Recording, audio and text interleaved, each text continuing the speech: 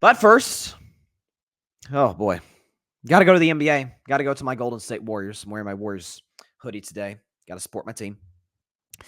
Because we, as in the Warriors, lost 119 to 116 to the Phoenix Suns. Mind you, the Kevin Durant-less Phoenix Suns. This Phoenix Suns team where Bradley Beal, who's played all or came into this game playing all but 3 games and was coming off of an injury. Beal was fine. The last night, Beal was able to contribute 16 points and 5 for 12 shooting. So still kind of working himself into the lineup.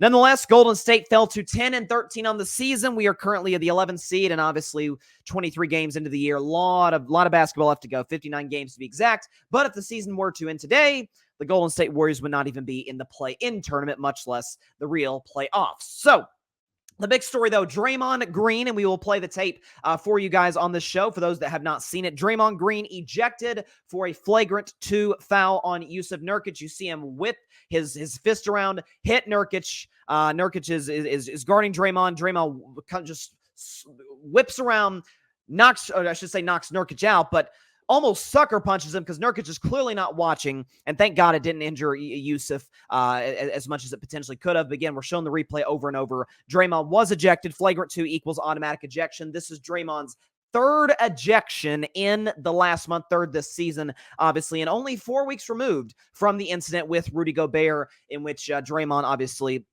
put Rudy Gobert in a chokehold in the scuffle between the Warriors and the Timberwolves about a month ago. So, a lot to unpack from this. First and foremost, I do want to let Draymond tell his side of the story and then have Nurkic tell his side of the story. So the first soundbite we'll play is from Draymond Green. The second is from Jusuf Nurkic. Take a listen. He was pulling my hip, and I was swinging away to sell the call. Made contact with him. As you know, I'm not one to apologize for things I meant to do, but I do apologize to Jusuf because I didn't intend to hit him. I sell calls with my arms. I don't fall or to sell a call. I'm not a flopper. So I was just selling the call because he was grabbing me and pulling my hip back. So I spun away, and unfortunately I hit him. And so, like I said, I apologize to Jusuf because I didn't intend to hit him. What's going on with him, I don't know. Personally, I feel like that brother needed help. I'm glad he not tried to choke me, but at the same time, it had nothing to do with basketball, man. Like, I'm just out there trying to play basketball, they're swinging. I think we saw that often, but hope he, whatever he got in his life will get better. So. Okay, so where do we start? So first of all, this goes without saying, but what Draymond Green did, simply put, was uncalled for in regard to the swing on Jusuf Nurkic. This is yet another flagrant 2 foul. This is 3 ejections in the last month. So I said this in the moment. I put it on social media, put it on YouTube, put it on Instagram, TikTok, the whole bit. I said, if I'm the Golden State Warriors, and I should have clarified further, so I will on this show, I said the Warriors need to call the league office and say, no, we'll suspend Draymond Green. No, let me re-clarify.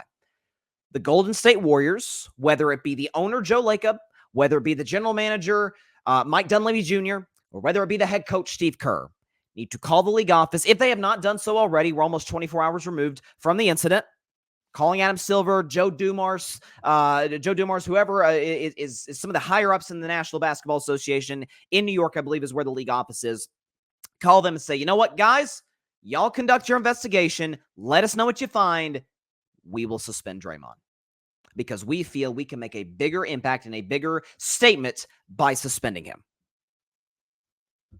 And this hurts me to say as a Warriors fan because this is Draymond Green's 3rd serious incident in the last 15 months, and certainly in the last, if you want to include if you want to go just in the calendar year of 2023, in the last 8 months. Because he had to stop on Sabonis in Game 2 of the playoffs against Sacramento. He had, again, 4 weeks ago, the chokehold on Rudy Gobert. Now he just straight up punched Jusuf Nurkic. And folks, that was a punch, okay? Closed fist. He swung around. That was a punch on on Jusuf Nurkic. There's no question about it. And it was completely and utterly uncalled for.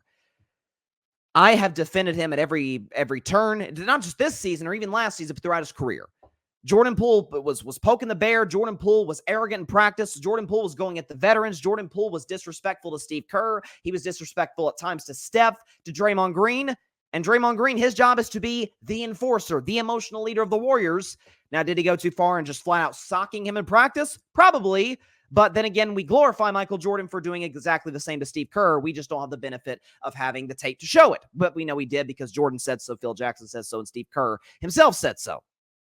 The Sabonis stop, while I said was egregious, why I said he should have been ejected, an argument can be made. I don't subscribe to it, but an argument can be made. Hey, Draymond never stops Sabonis if Sabonis doesn't grab his ankle. Okay, so you have that aspect to it. The Rudy Gobert thing, my problem with Draymond is that he held on to Gobert too long. It wasn't that he held on to Gobert, it was that he held on to Gobert too long, because you can really hurt a person by putting him in a chokehold like that. But there was a scuffle between the Warriors and the Timberwolves. Gobert grabbed Klay, and if Draymond had sat idly by like he's in a rocking chair, say, you know what? Yeah, you go after my teammate Klay Thompson, I would think less of Draymond Green than if he did what he did. He held on too long, though. That was the problem. I said he should have been given 3 games. NBA gave him 5, tomato. It doesn't really matter either way. I don't know what provoked this. Draymond said, you heard in that clip there, that he was trying to draw a foul. Well, then throw your arms up. You don't have to almost do like a 180, turn around and just knock Yusuf Nurkic to the ground. By the way, is Yusuf Nurkic fouling Draymond? Sort of, maybe, but he didn't do anything outside of the line, so to speak. He didn't do anything to provoke that. It'd be one thing if Yusuf punched Draymond, like if he had blindsided Draymond the way that Nikola Jokic, remember when Jokic 2 years ago did it to one of the Morris twins for Miami, and it was like this huge thing. He gave the poor guy whiplash. It was terrible. That'd be one thing. He punched him unprovoked. And again, this is coming from, full disclosure, anybody who hasn't watched the show before, I am as big of a Draymond Green fan / apologist / defender as there is out there. I love the guy. And that won't change with what happened last night. I will always be a Draymond Green fan. But what needs to be said, needs to be said. He's out of control. I don't know if Yusuf Nurkic was referring to, I don't know what's going on in his personal life. I've heard pundits say if there's anything going on with Draymond personally. We don't know. We can only speculate.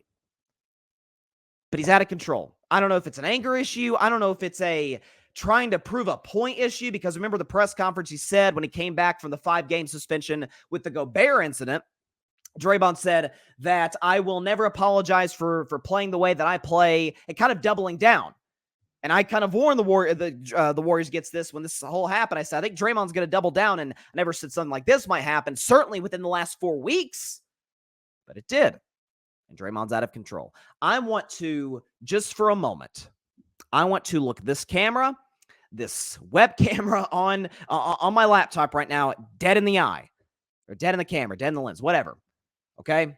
And not talk to the audience for just a moment, although you are part of it. I want to talk to Draymond Green for just a sec. I don't know if Draymond will see this, although Draymond will have plenty of free time on his hands. That goes without saying. More on what I think his punishment should be in a few minutes. Draymond, are you more about winning, or are you more about your ego? Are you more about proving a point to the league, or are you more about trying to turn a Warriors season that's kind of gone to hell, so to speak, around? Because if you look at the Golden State Warriors, and you look at every other key veteran player there, or at least that's been there for the course of the dynasty, the vast majority of the dynasty, outside of Steph, they've been a virtual disaster. Kevon Looney was so bad, and I've been a big Looney fan for a long time. I said he was the best offensive rebounder in the NBA. He really hasn't been this year, at least thus far. He can turn it around. He's fully capable, but thus far that's not been the case. Kevon Looney benched in the second half. Andrew Wiggins, who's been nothing short of unwatchable over the first month and a half this season, benched in the second half. Klay Thompson scored 7 more points than I did and is shooting sub 40% from three-point range and barely shooting 40% from the field as a whole. And Klay, in the fourth quarter, was benched. The Golden State Warriors, if you look at their leading scores last night, Steph Curry led the Warriors in scoring with 24, an inefficient 24. He took 24 shots to get just as many points. But this is interesting to me. Steph Curry was the Warriors' leading scorer with 24. The next, not 1, not 2, not 3, not 4, 5 Golden State leading scorers: Brandon Podziemski off the bench, Jonathan Kuminga off the bench, Chris Paul off the bench, Dario Saric off the bench, Moses Moody off the bench. All of them, aside from Sarge, is somewhat of a veteran. Chris Paul definitely is. He's in his 19th season, but is still very much an impact player in this league, which is why I love the trade back in June. Those 5 guys were the leading scorers after Steph. Then you finally get to Klay Thompson with 7 points as a starter. Draymond Green is still an impact player. You know how I know this? Because the Warriors were up 5 when he got ejected. They lost by 3. And for the record, that was a 5-point game with 5 seconds left. So you could say that was virtually a 10-point turnaround. You know how else I know Draymond Green's valuable? Because they're 0-3 in games in which he's ejected. They're 3-5 in games in which he's either ejected or has been suspended for. And I don't anticipate that that's going to get much better. Draymond has been the enforcer for the Warriors. Draymond Green has been the best defensive player for the Warriors this entire dynasty. I say today, and I will always say, Steph, and nobody argues this, is the face of the dynasty. This team is not even a championship contender, much less a freaking dynasty, if Steph isn't there. They win championships without Draymond, maybe 1 or 2 championships, so to speak. They are not a dynasty if Draymond Green is not in that locker room and on the floor. That is undeniable. He's been the best defensive player, one of the best defensive players in the league. At one point, he was the best defensive player in the kind of the late 2010s era. He's been the de facto point guard, point forward at times for Golden State, getting them in and out of offenses. He plays his best basketball in the playoffs. He's been the emotional leader for the Warriors. And his mental telepathy with Steph and Klay Thompson is outstanding. His basketball IQ is off the charts. So for anybody that says, oh, Draymond Green's doing this because he can't play anymore, don't know what they're talking about, and they clearly do not watch the games. That's what makes it even more frustrating. If Draymond Green was there in Golden State simply because Steph wanted him to be there, but he really didn't make much of an impact whatsoever, I feel differently. I'd say just move on from Draymond. But they need him. If Golden State wants to go literally anywhere this year, forget championship, just go anywhere, just get to the playoffs, for crying out loud, they need Draymond Green. They need his leadership. They need his toughness for a team that doesn't have a lot of big, boisterous guys. Draymond is that. Draymond is a phenomenal defensive player. Draymond is actually having a great season shooting from three-point range by his standards. It's frustrating because he's still an impact player, and he can't help himself because he's out of control. I don't know what the next steps for him are supposed to be. I don't know if it's again, anger management, therapy. I don't know. I have no idea. What I do know is Golden State's dynasty is about as close to over. I mean, it's on thin ice right now. This is coming from a Warriors fan. Thanks so much for watching the show on YouTube, and be sure to go click that big red subscribe button and check out the other clips and full shows from Carving It Up Live, as well as our other incredible content creators here on the Grid Network.